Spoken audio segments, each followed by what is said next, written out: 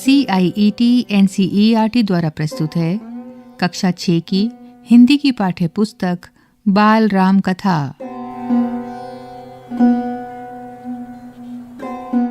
बारह पाठों की इस पुस्तक का अब प्रस्तुत है पहला पाठ, अवधपुरी में राम। पृष्ठ 1। यह कथा अवध की है और बहुत पुरानी है। अवध में सरयू नदी के किनारे एक अति सुंदर नगर था, अयोध्या। सही अर्थों में दर्शनीय, देखने लायक, भव्यता जैसे उसका दूसरा नाम हो। अयोध्या में केवल राजमहल भव्य नहीं था, उसकी एक एक इमारत आलीशान थी। आम लोगों के घर भव्य थे, सड़कें चौड़ी थीं, सुंदर बाग बगीचे, पानी से लबालब भरे सरोवर, खेतों में लहराती हरियाली, हवा में हिलती फसलें सरयू की लहरों के साथ खेलती थीं। अयोध्या हर तरह से संपन्न नगरी थी। संपन्नता कोने अंतरे तक बिखरी हुई, सभी सुखी, सब समृद्ध। दुख और विपन्नता को अयोध्या का पता नहीं मालूम था, या उन्हें नगर की सीमा में प्रवेश की अनुमति नहीं थी। पूरा नगर विलक्षण था, अद्भुत और मनोरम। उसे ऐसा होना ही था। वह कोसल राज्य की राजधानी था। राजा दशरथ वहीं रहते थे। उनके राज में दुख का भला क्या काम।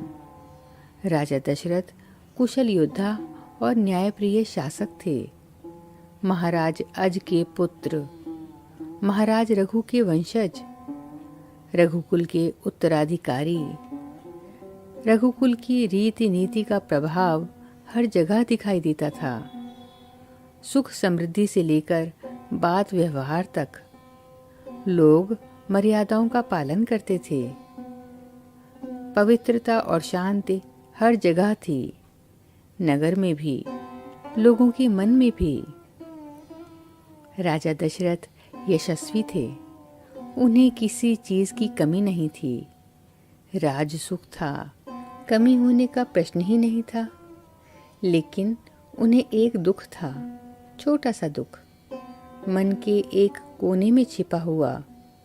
वह रह रह कर उभर आता था, उन्हें सालता रहता था। उनके कोई संतान नहीं थी। आयु लगातार बढ़ती जा रही थी।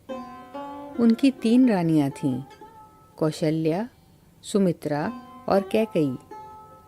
रानियों के मन में भी बस यही एक दुख था, संतान की कमी। जीवन सूना सूना लगता था। राजा दशरथ से रानियों की बातचीत प्रायः इसी विषय पर आकर रुक जाती थी।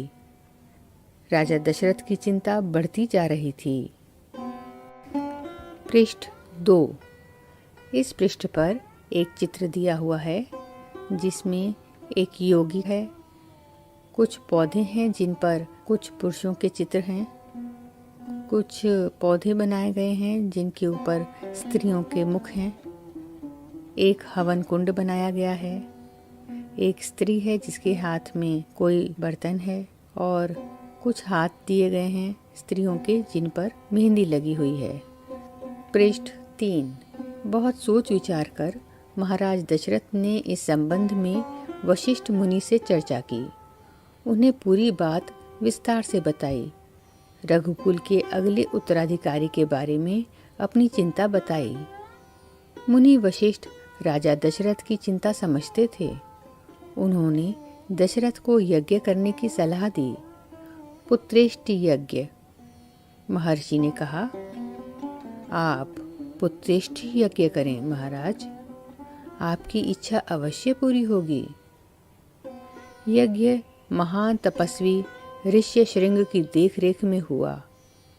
पूरा नगर उसकी तैयारी में लगा हुआ था। यज्ञशाला सरयू नदी के किनारे बनाई गई।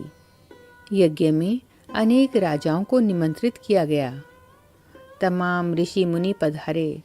शंख ध्वनि और मंत्रोच्चार के बीच एक एक कर सबने आहुति डाली। अंतिम आहुति राजा दशरथ की थी। यज्ञ पूरा हुआ। अग्नि के देवता ने महाराज दशरथ को आशीर्वाद दिया। कुछ समय बाद दशरथ की इच्छा पूरी हुई। 3 रानियां पुत्रवती हुईं। महारानी कौशल्या ने राम को जन्म दिया चैत्र माह की नवमी के दिन। रानी सुमित्रा के 2 पुत्र हुए, लक्ष्मण और शत्रुघ्न। रानी कैकेयी के पुत्र का नाम भरत रखा गया। राजमहल में खुशी छा गई। नगर में बधाइयां बजने लगीं, मंगल गीत गाए गए। हर ओर खुशी, उत्सव जैसा दृश्य। राजा दशरथ प्रसन्न थे। उनकी मनोकामना पूरी हुई। प्रजा प्रसन्न थी कि दशरथ की चिंता दूर हुई। नगर में बड़ा समारोह आयोजित किया गया, धूमधाम से। आयोजन में दूर दूर से लोग आए। राजा दशरथ ने सबको पूरा सम्मान दिया, उन्हें कपड़े, अनाज और धन देकर विदा किया। चारों राजकुमार धीरे धीरे बड़े हुए। वे बहुत सुंदर थे, सुदर्शन। साथ खेलने निकलते तो लोग उन्हें देखते रह जाते। आंखें उनसे हटती ही नहीं थीं। चारों भाइयों में आपस में बहुत प्रेम था। वे अपने बड़े भाई राम की आज्ञा मानते थे। खेल कूद में लक्ष्मण प्रायः राम के साथ रहते। भरत और शत्रुघ्न की एक अलग जोड़ी थी। और बड़े होने पर राजकुमारों को शिक्षा दीक्षा के लिए भेजा गया। उन्होंने कुशल और अपनी विद्या में दक्ष गुरुजनों से ज्ञान अर्जित किया, शास्त्रों का अध्ययन किया, शस्त्र विद्या सीखी। चारों राजकुमार कुशाग्र बुद्धि थे। जल्दी ही सब विद्याओं में पारंगत हो गए। राम इसमें सर्वोपरि थे। उनमें कई अन्य गुण भी थे, विवेक, शालीनता और न्यायप्रियता।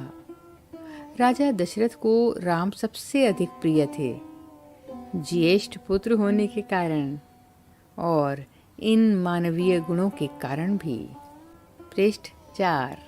राजकुमार कुछ और बड़े हुए, विवाह योग्य। नगर में इसकी चर्चा होने लगी। महाराज दशरथ भी ऐसा ही चाहते थे, अपनी संतानों के लिए सुयोग्य वधुएं। परिजनों में चर्चा पहले से ही हो रही थी। बाद में पुरोहितों को भी इसमें शामिल कर लिया गया। अयोध्या का राजमहल। एक दिन ऐसी ही चर्चा चल रही थी, गहन मंत्रणा। तभी एक द्वारपाल घबराया हुआ अंदर आया। उसने सूचना दी कि महर्षि विश्वामित्र पधारे हैं। महाराज दशरथ तत्काल अपना आसन छोड़कर खड़े हो गए, द्वार की ओर बढ़े, महर्षि की अगवानी करने। उन्हें लेकर दरबार में आए। विश्वामित्र को ऊंचा आसन दिया गया। विश्वामित्र कभी स्वयं राजा थे, बहुत बड़े और बलशाली।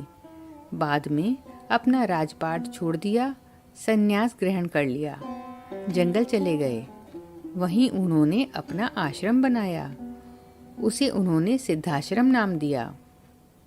महर्षि के स्वागत सत्कार के बाद दशरथ ने कहा, महर्षि आज्ञा दें, मैं आपकी क्या सेवा कर सकता हूँ? आप अपने मन की बात कहिए, आपकी आज्ञा का पूरी तरह पालन होगा। राजन, मैं जो मांगने जा रहा हूँ उसे देना आपके लिए कठिन होगा।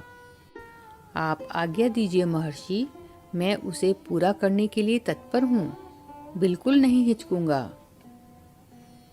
मैं सिद्धि के लिए यज्ञ कर रहा हूँ। अनुष्ठान लगभग पूरा हो गया है, लेकिन 2 राक्षस इसमें बाधा डाल रहे हैं। मैं जानता हूँ कि उन राक्षसों को केवल एक ही व्यक्ति मार सकता है, वह राम है। आप अपने ज्येष्ठ पुत्र को मुझे दे दें ताकि यज्ञ पूरा हो। विश्वामित्र ने कहा। दशरथ पर जैसे बिजली गिर पड़ी। वह अचकचा गए। उन्हें उम्मीद ही नहीं थी कि मुनिवर उनसे राम को मांग लेंगे, उनके ज्येष्ठ पुत्र। उनके सबसे प्रिय। दशरथ चिंता में पड़ गए। विश्वामित्र दशरथ की दुविधा समझ रहे थे। उन्होंने कहा, मैं राम को केवल कुछ दिनों के लिए मांग रहा हूँ। यज्ञ 10 दिन में संपन्न हो जाएगा। महाराज दशरथ दुखी हो गए। पुत्र वियोग की आशंका से कांप उठे। दरबार में सन्नाटा छा गया। दशरथ की दशा देखकर मंत्री चिंतित थे, पर चुप थे। महर्षि वशिष्ठ शांत थे। इतने में दशरथ कांप कर बेहोश हो गए। होश आया तो डर ने उन्हें फिर जकड़ लिया। मूर्छित होकर फिर गिर पड़े। संज्ञा शून्य पड़े रहे। पृष्ठ 5। महर्षि विश्वामित्र का क्रोध बढ़ता जा रहा था। दरबार सशंकित था। किसी अनिष्ट की आशंका से वे कुछ समझ नहीं पा रहे थे। महर्षि और महाराज के बीच संवाद में कुछ बोलना उचित भी नहीं था। मुनि वशिष्ठ चुपचाप आकर महाराज दशरथ के पास खड़े हो गए। थोड़ी देर बाद दशरथ उठे। स्वयं को संभालते हुए उन्होंने महर्षि से विनती की, महामुनि, मेरा राम तो अभी 16 वर्ष का भी नहीं हुआ है। वह राक्षसों से कैसे लड़ेगा? राक्षस मायावी हैं। वह उनका छल कपट कैसे समझेगा? उन्हें कैसे मारेगा? इससे अच्छा तो यही होगा कि आप मेरी सेना ले जाएं। मैं स्वयं आपके साथ चलूं, राक्षसों से युद्ध करूं। महर्षि विश्वामित्र ने कोई प्रतिक्रिया व्यक्त नहीं की। क्रोधित थे, पर उसे व्यक्त नहीं कर रहे थे। उन्हें अपने यज्ञ के नियम याद थे। क्रोध करने से यज्ञ खंडित हो जाता, अनुष्ठान अधूरा रह जाता। मैं राम के बिना नहीं रह सकता महामुनि, एक पल भी नहीं। आप राम को छोड़कर जो चाहे मांग लें, उसे मत ले जाइए। मैं राम को नहीं दूंगा, बिल्कुल नहीं। वह मेरे बुढ़ापे की संतान है। मैं उससे बहुत प्रेम करता हूँ। महर्षि का क्रोध भभक उठा। दरबार, मंत्रीगण और ऋषि मुनि सख्ते में आ गए। आप रघुकुल की रीति तोड़ रहे हैं राजन। वचन देकर पीछे हट रहे हैं। यह बर्ताव कुल के विनाश का सूचक है। आप जानते हैं कि मैं स्वयं दुष्ट राक्षसों का संहार कर सकता था, लेकिन मैंने संन्यास ले लिया है। अगर आप राम को नहीं देंगे तो मैं यहाँ से खाली हाथ लौट जाऊंगा। बात बिगड़ती देखकर मुनि वशिष्ठ आगे आए। महाराज दशरथ को समझाया राम की शक्ति के बारे में, प्रतिज्ञा तोड़ने के संबंध में, महर्षि विश्वामित्र के साथ रहने पर राजकुमार राम को होने वाले लाभ के बारे में। राजन, आपको अपना वचन पूरा करना चाहिए। रघुकुल की रीत यही है। प्राण देकर भी आपके पूर्वजों ने वचन निभाया है। आप राम की चिंता ना करें। महर्षि के होते उनका कोई कुछ नहीं बिगाड़ सकता। महाराज दशरथ की चिंता कुछ कम हुई, पर मन अब भी खिन्न था।